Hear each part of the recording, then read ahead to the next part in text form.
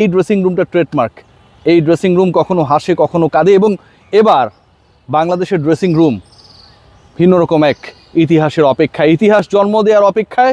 রাতমহলেই অস্ট্রেলিয়ার বিপক্ষে team Tigers মাঠে নামবে অস্ট্রেলিয়াকে হোয়াইট ওয়াশ করার মিশনে। অস্ট্রেলিয়া, ইয়েস, ভুল শুনছেন না, বাংলাদেশের বিপক্ষে প্রথম 2 ওয়ানডেতে তারা বিধ্বস্ত হয়েছে। লাস্ট ম্যাচে বাংলাদেশ অস্ট্রেলিয়াকে জাস্ট উড়িয়ে দিতে চায়। এই ড্রেসিং রুম আরও একবার হাসতে চায়, আনন্দে কাঁদতে চায়, এই যে বাউন্ডারি রোপ সেটা পেরিয়ে মাঠের মাঝখানে গিয়ে আনন্দ করতে চায়। শেষ পর্যন্ত সেটা হবে কি হবে না সে নিয়ে খুব বেশি সংশয় নেই, কারণ আমি অপটিমিস্টিক এই ব্যাপারে যে আগামীকালের ম্যাচটায় বাংলাদেশ দল তাদের শতভাগ নিংড়ে দেবে এবং বাংলাদেশ অস্ট্রেলিয়ার বিপক্ষে 3-0 সিরিজ নিশ্চিত করবে। সেটা যদি হয় তাহলে র্যাঙ্কিংয়ে বাংলাদেশের 8ম স্থানে চলে যাওয়াটাও মোটামুটি নিশ্চিত হবে, যতটুকু এখন পর্যন্ত ম্যাথমেটিক্যাল ক্যালকুলেশনসগুলো বোঝার চেষ্টা করেছি। টেনশনের জায়গা রয়েছে, তারপরও টেনশনের জায়গাটা আসলে কোথায়? টেনশনের সবচেয়ে বড় জায়গা বা সবচেয়ে বড় পয়েন্টের জায়গা সেটা হচ্ছে বাংলাদেশের 11। এর আগে আমরা দেখেছিলাম যে অজিদের বিপক্ষে প্রথম যেই ম্যাচটা ছিল সেখানটায় জয়ের পরেও বাংলাদেশের সেকেন্ড ম্যাচে 11-এ চেঞ্জ হয়েছিল, এবং সেই চেঞ্জটা হচ্ছে খুবই লজিক্যাল, রেশনাল। সেই চেঞ্জে সৌম্য সরকারের ইনক্লুশন আমরা দেখেছিলাম। সাইফ তিনি 11-এর বাইরে চলে গিয়েছিলেন, and included Soumya to the 11 he scored 42 from 47 balls. এই যে 42 রানের ইনিংসটা, that actually played a very very important role. Bangladesh যখন 0 রানে তাদের প্রথম উইকেটটা হারিয়েছিল 191 রান চেস করতে গিয়ে। শান্তর সাথে পার্টনারশিপ, সেকেন্ড উইকেটে বাংলাদেশকে আসলে ফাইট ব্যাক করানো সৌম্য সরকার পরের ম্যাচে খেলবেন বা তিনি থাকছেন সেটা নিয়ে কোনো ডাউট নেই। তানজিদ হাসান তামিম আগের ম্যাচে ফেল করেছেন, 0 করেছেন। পৃথিবীতে আমার কাছে মনে হয় আমার থেকে বেশি কেউ খুশি হয়নি, ওর ওই 0 করাটা খুব জরুরি ছিল। কেন জানেন? তানজিদ তামিম খারাপ খেলা মানে পরে আরেকটা ভালো ইনিংস লোডিং। সো আগামীকাল অস্ট্রেলিয়ার বিপক্ষে তানজিদ হাসান তামিম যদি সেঞ্চুরি করে ফেলে হোম অফ ক্রিকেটে, অবাক হওয়ার কিছু থাকবে না, কারণ এই উইকেট অস্ট্রেলিয়ানদের পরীক্ষা নিচ্ছে অস্ট্রেলিয়ান আদলে। এখানকার উইকেটে রান রয়েছে, বাউন্স রয়েছে, এই উইকেটের সাথে আসলে সাবকন্টিনেন্টাল উইকেটের কোনো ধরনের মিল খুঁজে পাচ্ছেন না অস্ট্রেলিয়ান টিম ম্যানেজমেন্ট এবং তাদের ক্রিকেটাররা। সো তানজিদ তামিম আগামী ম্যাচে ভয়ঙ্কর বিধ্বংসী হয়ে উঠতে পারেন, সেটা নিয়ে খুব বেশি ডাউট অন্তত আমি দেখছি না। সৌম্য সরকার যদি একই সাথে ক্লিক করেন তাহলে বাংলাদেশের early wicket losing and second wicket partnership বাংলাদেশকে রিলিভ করবে। সেই ট্রেডিশন থেকে অন্তত আমরা থার্ড ম্যাচে বের হতে পারবো। ওপেনিং পার্টনারশিপ ডান, চেঞ্জটা তাহলে কোথায় সেই আলোচনায় আসছি।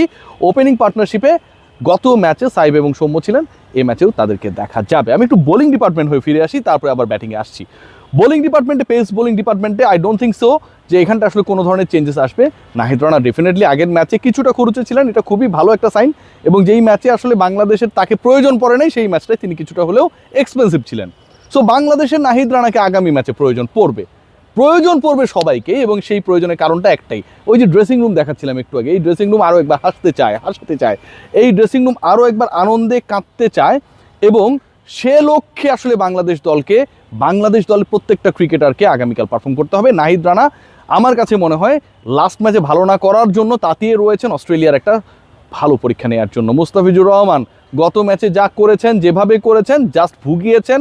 নতুন বোলিং, নতুন অস্ত্র যেভাবে অ্যাপ্লাই করেছেন, আমার কাছে মনে হয় এই মুহূর্তে সবচেয়ে আনরিডেবল অ্যান্ড আনপ্লেয়েবল যে কজন ক্রিকেটার ইন্টারন্যাশনাল ক্রিকেটে রয়েছে, দ্য ফিজ তাদের অন্যতম। Taskin Ahmed, what about him? কোনো কিছু বলার দরকার নেই। তাসকিন আগামীকাল এখানে কী করে সবাই দেখে নিন। প্রথম ওভারে উইকেট পাবেন এটা মোটামুটি গ্যারান্টেড, কারণ সবশেষ দুই ম্যাচেই প্রথম ওভারে উইকেট পেয়েছেন, একই ব্যাটারকে আউট করেছেন, এবং এটার কারণে আমার কাছে মনে হয় নেক্সট ম্যাচে অস্ট্রেলিয়া টিমে কোনো পরিবর্তন আসুক আর না আসুক, শর্ট আগামী ম্যাচে থাকছেন না। কারণ তাসকিন প্রথম ওভারটা করবে না, তিনি যদি থাকেন তার মানে অস্ট্রেলিয়া তাদের ইনিংস শুরুই করবে আসলে 9 উইকেট নিয়ে। একটা উইকেট তো প্রথম ওভারই চলে যাবে, রাইট অর রং? যদি আমি রং হই তাহলে কমেন্ট বক্সে জানাবেন, যদি রাইট হই লাভ রিয়েক্ট দেবেন। এখন যে আলোচনাটা হচ্ছে, পেস বোলিং ডিপার্টমেন্টে আসলে খুব বেশি পরিবর্তনের সুযোগ নেই। স্পিন ডিপার্টমেন্ট নিয়ে আলোচনা রয়েছে। রিশাদ হোসেন, বাংলাদেশের চ্যাম্পিয়ন লেগি, তিনি অস্ট্রেলিয়ায় গিয়ে বিগ ব্যাশে যেই পারফরমেন্স করেছেন তারপরও বেঞ্চে বসে রয়েছেন। So is there any opportunity for Rishad to be the part of the 11 or not? আমি মনে করি অপরচুনিটি নাই।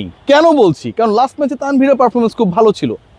তানভীর যখন পারফর্ম করে ফেলেছে, আপনি নিশ্চয়ই একই সাথে, যেহেতু আপনার অপশনস কম, মোসাদ্দেক সৈকত ওদিকটায় রয়েছে, বাঁহাতি অর্থোডক্স এবং একজন লেগ স্পিনার যাদের বল সেম ডিরেকশনে টার্ন করে, খেলাবেন না।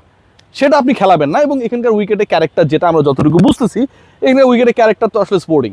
সো ওই জায়গায় আমার কাছে মনে হয় তানভীর যেহেতু ভালো করে ফেলেছে লাস্ট ম্যাচে আন্ডার প্রেশার, কারণ তার গাড়ির উপরে ডাইন পাশে রিশাদ বসা ছিল। সো রিশাদের আসলে লাস্ট ম্যাচে চান্সেসটা কম। আমার কাছে মনে হয় যে হুট করে রিশাদকে এখানটায় নামিয়ে দিয়ে বাংলাদেশ দল রিস্ক নেবে না, বরং লাস্ট 2 ম্যাচে খেলা তানভীরকেই খেলানোর পরিকল্পনা, প্ল্যানটা বেশি থাকবে। আরেকজন কে থাকবেন? আরেকজন মোসাদ্দেক সৈকত। আরেকজন কে থাকবেন সেই আলোচনায় আসছি। মোসাদ্দেক সৈকত থাকবেন, নাম্বার 6-এ ব্যাট করবেন।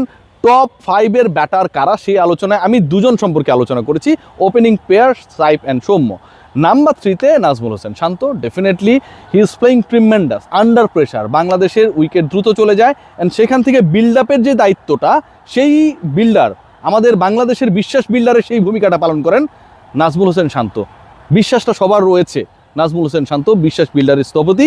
তিনি বাংলাদেশের সেকেন্ড উইকেট পার্টনারশিপ আগের ম্যাচেও গ্রো করেছিলেন তানজিদ তামিমকে নিয়ে, পরের ম্যাচে সেটাকে বিল্ড আপ করেছেন সৌম্য সরকারকে নিয়ে, এবং এই দুইটা partnership that was clinical for Bangladesh innings that time. So Najmul Hossain Shanto 3-এ থাকবে। Number 4 Liton Kumar Das, number 5 Towhid Hridoy the finisher. প্রথম ম্যাচে স্লো ছিলেন, পরের ম্যাচে একদমই শেষ করে দিয়ে দেন ওই যে বাংলাদেশের 10 দেখতে পাচ্ছেন না, ওখানটায় গেছেন বাংলাদেশকে জেতানোর এনশিওর করে। এখন যে আলোচনা, যে বলছি পরিবর্তনের জায়গাটা আসলে কোথায়, এখন পর্যন্ত আমি কোনো পরিবর্তনের কথা বলতে পারি না। আই এম সরি, আপনারা বলবেন যে আলোচনার ডিসকাশন এত বাড়াচ্ছেন কেন। পরিবর্তনের জায়গা হতে পারে, there is a big probability Mehedi Hasan Miraz, the captain, under him Bangladesh has won 4 consecutive ODI series.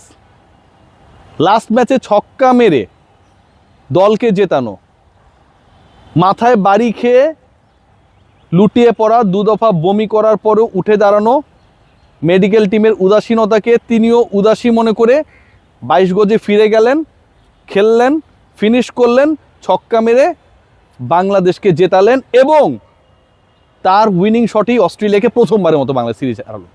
সেই মেহেদী হাসান মিরাজ আগামীকাল খেলবেন কি খেলবেন? আজকে প্র্যাকটিসে তিনি খুব একটা ছিলেন না, স্কিল ট্রেনিং করেন নাই। এবং বিকেল নাগাদ আমাদের অতি প্রিয় রাবিদ ভাই আসসালামু আলাইকুম, আপনার সাথে অনেকদিন দেখা হচ্ছে না, তিনি যে মিডিয়া রিলিজ পাঠালেন সেখানটায় শাক মাহিদিকে ইনক্লুড করা হয়েছে। হোম সিরিজে আপনি চাইলে যখন তখন যে কাউকে ইনক্লুড করতেই পারেন, সেটা নিয়ে কোনো সমস্যার কিছু নেই। এখন শাক মাহাদির যে রোল, সেটা তো মিরাজের রোলের সিমিলার, অফ স্পিন।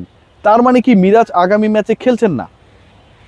সংশয়ের জায়গাটা সেটাই যে মিরাজ যদি না খেলেন, you need someone like Miraz who can play the same role.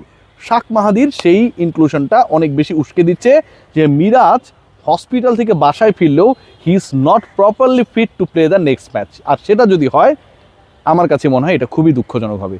একজন ক্যাপ্টেন লাস্ট ম্যাচে যেই রোলটাই প্লে করেছেন না কেন, সব দিক থেকে তিনি শ্রদ্ধা আদায় করে নিয়েছেন।